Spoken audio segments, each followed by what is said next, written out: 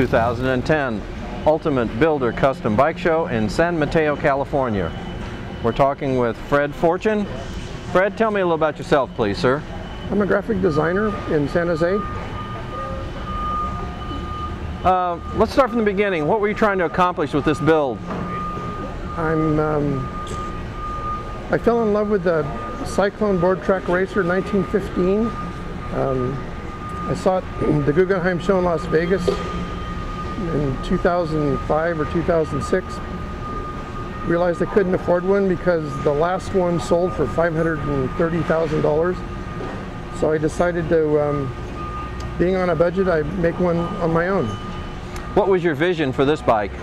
To come as close as possible to the original Cyclone Board Track Racer. And the inspiration was basically the bike in the Guggenheim then? Yes, that's correct. Tell us about the fabrication. I did it mostly all myself with the help of a very talented engineer and designer, James Banky in Felton. Evan Wilcox did the tank, and I did the rest of the assembly and construction. So the fabrication, you did the frame and everything, you had the tank,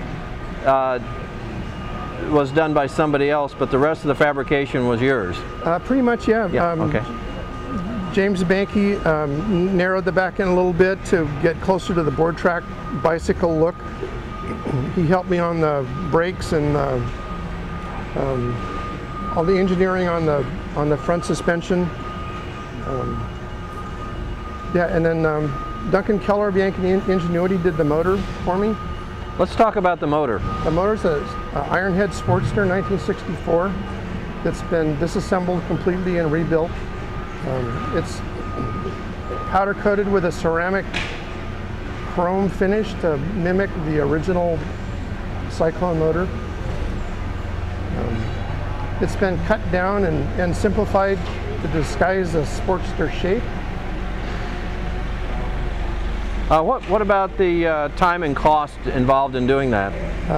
Well, I started in 2006. I acquired the frame, started acquiring the parts. I finished it last July.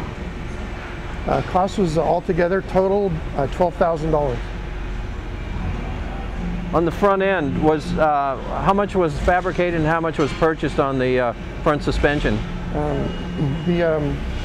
Those are Beal Blast rear rotors and gas trials calipers.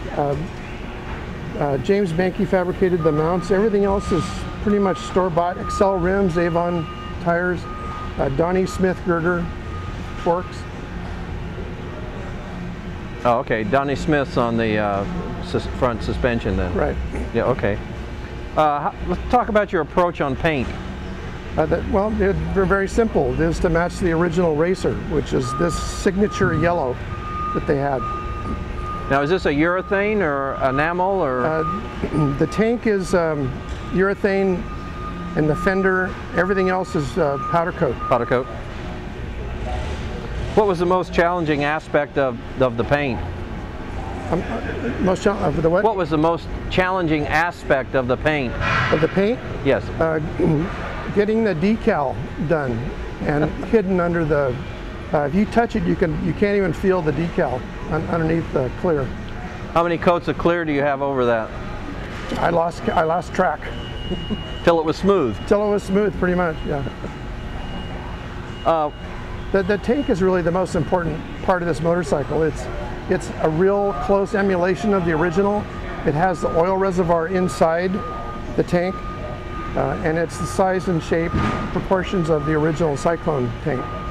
Now I'm guessing if you're a graphic designer, then you're the one who made the graphic for that tank. That's it, exactly. Who would you like to thank on this?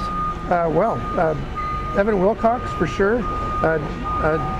Diana Pettyjohn is the lady that I got the motor from, and James Banky. Really, those three people I would like to thank most of all. Would you like to, if somebody wanted to get a hold of you for graphics, do you have a website or a phone number? I do. The website is fortune2, the numeral 2.com. Thank you very much, Fred. You're welcome.